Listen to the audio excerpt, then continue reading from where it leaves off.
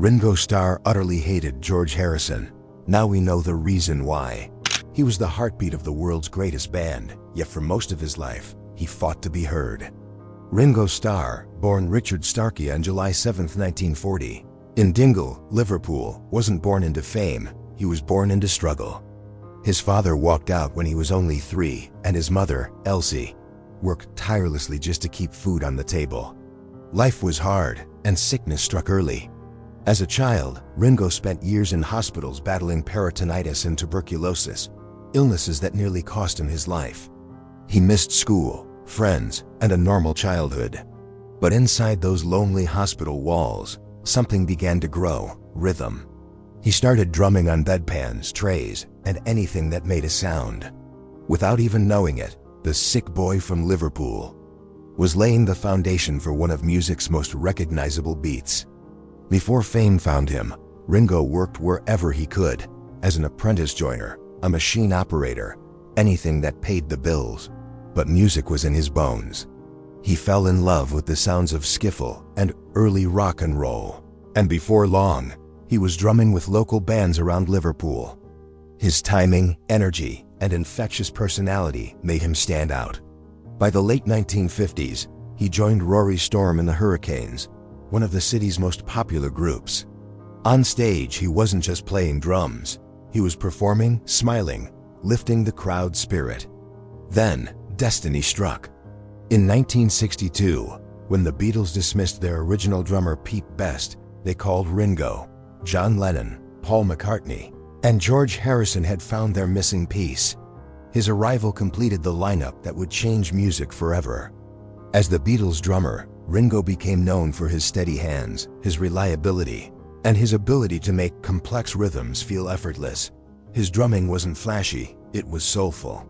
Songs like Ticket to Ride, Rain, and A Day in the Life carried his unique touch.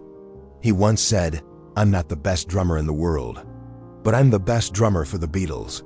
And he was right.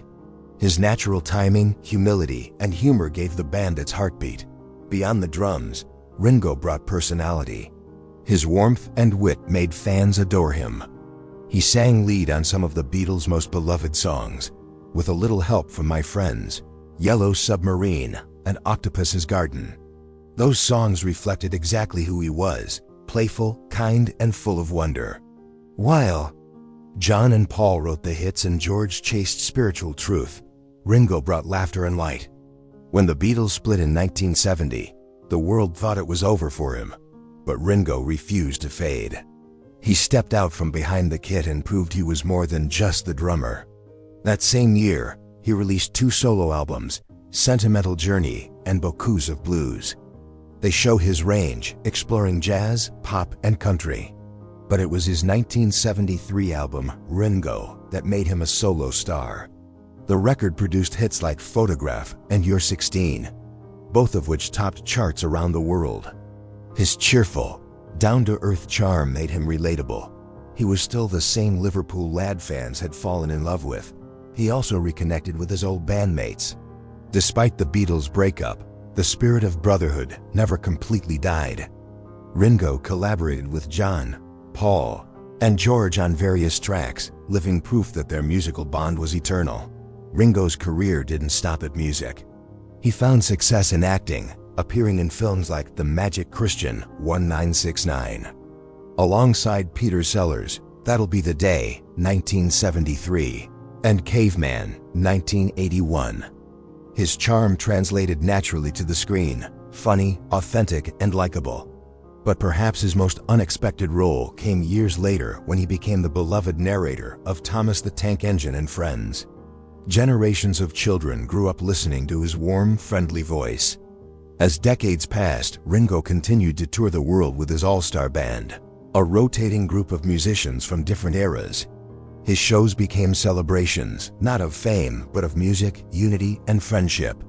He performed Beatles classics, solo hits, and songs from his bandmates, keeping that sense of shared joy alive. But behind the fame and the smiles, life wasn't always easy. Ringo's romantic journey was filled with both heartbreak and healing.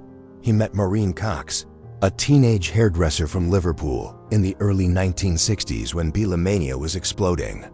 She had been a devoted fan before she met him, but what she fell in love with wasn't Ringo the Beatle, it was Richard Starkey, the man behind the drums. They married on February 11, 1965, at the height of the Beatles' fame. Thousands of fans lined the streets outside their wedding, desperate for a glimpse of the newlyweds. Inside, surrounded by close friends and family, including John Lennon and George Harrison, it was an intimate, emotional ceremony. Maureen was the calm in Ringo's chaos.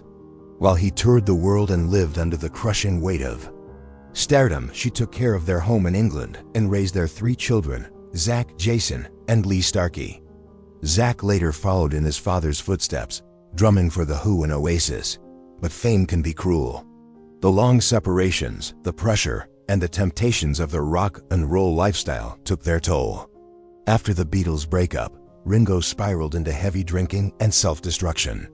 Maureen tried to hold the family together, but it became impossible. They divorced in 1975. Years later, tragedy struck when Maureen died of leukemia in 1994. At just 48, Ringo stayed by her side until the end. He called her one of the most genuine and caring people he had ever known, and a piece of his heart went with her. But life wasn't finished with Ringo yet. In 1980, on the set of the adventure comedy film Caveman, he met Barbara Bach, the stunning actress best known for playing Bond girl Anya Amasova in The Spy Who Loved Me, 1977. Their chemistry was instant. Ringo later said it was love at first sight. They married on April 27, 1981, at Marylebone Town Hall in London, the same place Paul McCartney had married Linda Eastman years before. Barbara became his rock. In the late 1980s, both entered rehab together to fight addiction, a decision that changed their lives forever. Ringo often credits Barbara for saving him emotionally and physically. Their marriage has stood the test of time, and together they've supported causes like environmental protection and addiction recovery. Through everything, Ringo's personal philosophy, peace and love, became his life's message. But even with peace, old wounds sometimes return. For years, Ringo carried quiet resentment toward George Harrison, the quiet Beatle he admired and played beside for decades. George was like a brother to him, but as the Beatles' fame grew, tensions simmered beneath the surface. Ringo had joined last, and though he was loved, George sometimes made him feel like an outsider. After the Beatles broke up, things only got worse. In the early 1970s, George had a brief romantic involvement with Ringo's ex-wife, Maureen Starkey. For Ringo, it was betrayal on a level he couldn't comprehend. He said later, "It wasn't just about a woman. It was about trust, about someone I thought was family crossing a line you can't uncross." He admitted he hated George more than anyone for what happened. The two avoided each other for months, their friendship hanging by a thread. When Ringo confronted him, George reportedly said, "Well, you know, all things must pass." The words referencing George's own album felt cold and dismissive. Ringo carried that hurt for years. "It stayed with me for a long, long time," he confessed. But Ringo was never one to hold on to bitterness forever. Time softened the anger, and when George fell ill with cancer in the late 1990s, Ringo came to his bedside. He told him, "I love you." George smiled and reached for his hand. In that moment, the years of resentment disappeared. When George died in 2001, Ringo wept. Through tears, he said, "George was my brother. I might have hated him once, but I never stopped loving him." It was the truest reflection of who Ringo Starr really is, a man who believes love must always win. Today, Sir Richard Starkey, knighted by Queen Elizabeth II in 2018, continues to perform with his all-star band. His concerts are celebrations of friendship, peace, and music that unite generations.